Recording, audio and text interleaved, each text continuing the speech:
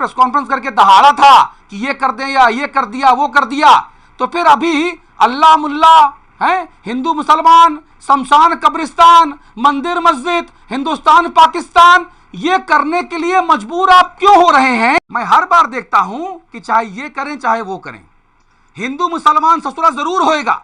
ऐसा कोनो चुनाव नहीं होता जहां हिंदू मुसलमान ना होवे। है मजाक बना के रखा है, क्या मुसलमान भारत का नागरिक नहीं है? ये समझना पड़ेगा हम किस तरफ आगे लेके जा रहे हैं देश को। और अक्ल भी कहा था कि जो हमारी नसें हैं ना, जो रगें हैं, इन रगों में तो अफीम और स्मैक और चरस और कोकीन और एलएसडी से ज्यादा जो गंदा नशा है वो धर्म का है, मजहब का है। चुनाव के पहले कोई राम की सुई लगाता, राम नाम की है, राम नाम की सुई लगा दिया, कोई खुदा के नाम का इंजेक्शन ठूसे दे रहा है। और ये जो इच्छाधारी मुस्लिम और ये जो इच्छाधारी हिंदू बन जाते हैं ना चुनाव के पहले, इच्छाधारी तो नाग होते हैं, हमने सुना था, कहानी सुनी थी कि इच्छाधारी नागिन आ जाती है, आंखों में फोटो बना लेती है, नाग की मौत का बदला लेती है। और वही इच्छाधारी हिंदू और इच्छाधारी मुसलमान चुनाव के पहले अचानक से पैदा हो जाते हैं। पता नहीं कौन कौन सी बावड़ियों से बाहर निकल आते हैं। शायद आप सब कह रहे थे कि सांप दूरबीन लगाए बैठे हैं, ये पता नहीं कौन कौन से सांप हैं, कहां कहां से निकल आते हैं इच्छाधारी हिंदू, इच्छाधारी मुस्लिम।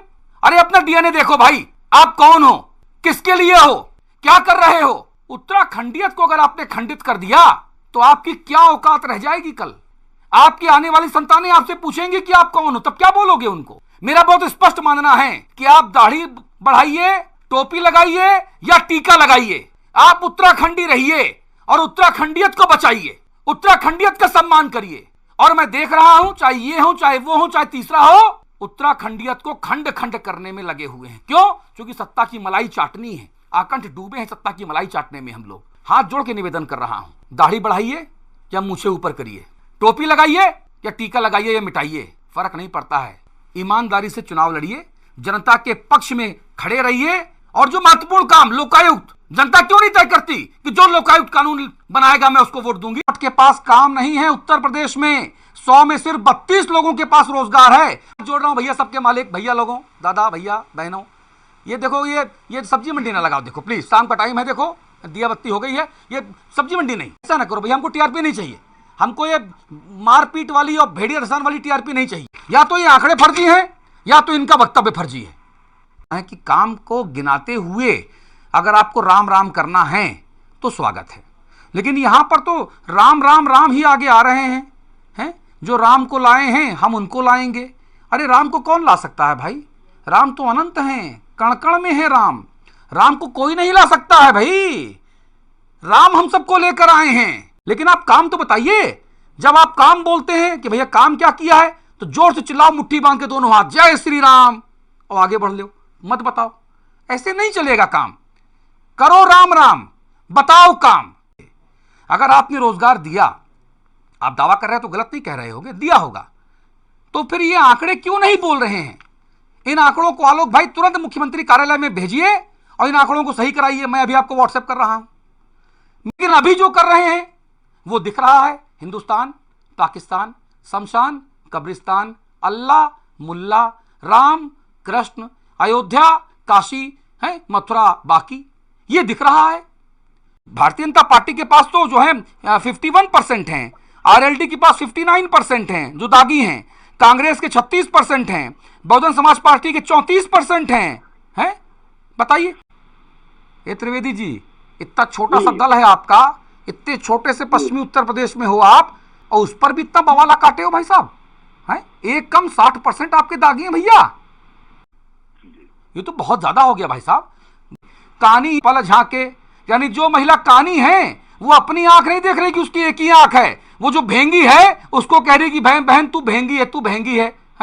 अरे तुम तो कानी हो बहन, तुम दूसरे को भेंगी भेंगी चढ़ा रही हो। तो नवंबर 2021 की जो है एक रिपोर्ट है, वो एडीआर की रिपोर्ट है, वो कहते हैं कि भाई 403 विधायकों वाली देश की सबसे बड़ी उत्तर प्रदेश विधानसभा के मौजूदा 396 विधायकों की एक विस्तृत रिपोर्ट जारी हुई नवंबर 2021 में। ठीक है, इन 396 में से 140 यानी 35% विधायक बहुत ज्यादा गंभीर जो मामले हैं वो दर्ज हैं इनके ऊपर, और 106 तो ऐसे हैं कि नतमस्तक हो जाऊं मैं उनके आगे। है मतलब बड़े बड़े मुकदमे, हत्या, हत्या का प्रयास, सरकारी जमीन पे कब्जा, लूट, जितने भी सांस्कृतिक कार्यक्रम हैं वो सब के ये पंडित जी लोग हैं। सांस्कृतिक कार्यक्रम सब में उस्ताद हैं भैया लोग, ये लोग हैं। इसमें 304 विधायकों की सूची में 106 ऐसे इन पे आपराधिक मामले हैं और 77 ऐसे हैं कि जो एकदम पहुंचे हुए हैं, एकदम पहुंचे हुए हैं, धुरंधर, बलात्कारी, दुराचारी, हैं, लूट, डकैती, हत्या का प्रयास, चोरी चकारी, सब में उस्ताद हैं। ऐसे लोग जीत के पहुंचते हैं सदन में, फिर वो कुर्सी चलाते हैं, माइक चलाते हैं, कॉलर पकड़ लेते हैं, धमकी देते हैं, फिर नीचे पाउडर मिलता है, बोले सब जासूसी का मामला है। ये जितने भी पापी लोग हैं ना, पापी, इन पापियों से पल्ला झाड़ना पड़ेगा सर। ये वो पापी हैं जो भगवा वॉशिंग पाउडर से भी क्लियर नहीं होते सर।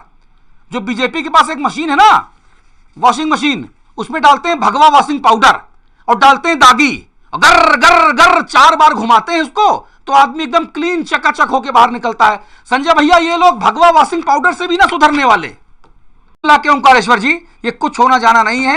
ये 1 घंटे की जो चर्चा है ये गई पानी में, ये स्वांता सुखाए है। हम लोग बौद्धिक जुगाली कर रहे हैं बैठ के 1 घंटा, सब सारे पैनलिस्ट वगैरह चेहरा दिख गया बढ़िया टीवी में, 18-19 करोड़ लोग हमको देखता है टीवी पे, बढ़िया सब हो गया है। बस ताली बजाओ सत्यनारायण भगवान की कथा की तरह है। धर्म का क्या, धर्म की जय हो, अधर्म का नाश हो, प्राणियों में सद्भावना हो, प्रसाद खाओ, घर जाओ, इसके अलावा कुछ और होना नहीं है। मैं सिर्फ ये कहना चाहता हूं कि भाई सियासत को लहू पीने की लत है और मुल्क में बाकी सब खैरियत है। यह दिक्कत है। कैसे भी करके हम एक से बड़े एक पापियों को सिर्फ जिताऊ उम्मीदवार समझकर टिकट दे देते हैं और फिर वो किसी की छाती पर चढ़ के, किसी की गला दबा के, किसी को तमंचा दिखा के, दारू मुर्गा दिखा के, tablet, laptop, scooty, cycle, sari है और जाने क्या क्या बांट के, ताड़ी, जाने बांट के जो है वो वोट खरीद लेता है। ये सबसे बड़ा भ्रष्टाचार है। और जो वो राजनीतिक लंगूर जिनको यहां से टिकट नहीं मिला वहां भग गए, वहां से नहीं मिला यहां आ गए, यहां चापलूसी की तेल लगाया, इसके बाद यहां नहीं मिला इन्हीं को गरियाया, फिर कहीं भग गए। ऐसे राजनीतिक लंगूरों पर कम से कम 6 महीना का पाबंदी होनी चाहिए कि अगर आप बीजेपी में हो और बीजेपी छोड़ के सपा गए, आप जो है वो चुनाव नहीं लड़ पाओ। 6 महीने तक आपको टिकट न दे कोई भी पार्टी, चुनाव आयोग की व्यवस्था करे, तब राजनीतिक भ्रष्टाचार रुकेगा। और ये जरूरी है। और इसीलिए अंत में मैं कहना चाहता हूं कि हिंदू कहे मोहि राम प्यारा, हिंदू कहे मोहि राम प्यारा और तुरुक कहे रहमाना, और दंगा होए और मरे आमजन और नेता अफसर भरे खजाना। ये हो रहा है हमारे देश में। देखो लाकर निकल रहे हैं भना भन पैसा, दे गना गन पैसा निकल रहा है, करोड़ों रुपया निकल रहा है और आम आदमी यहां मरा जा रहा है। उसको बीजेपी वाले कहते हैं रोजगार नहीं तुम्हारे पास, पकौड़ा बेचो, पकौड़ा बेचो, पकौड़ा लगाओ, टना टन टन करो, पकौड़ा बेचो। है जनता भी मूर्ख है।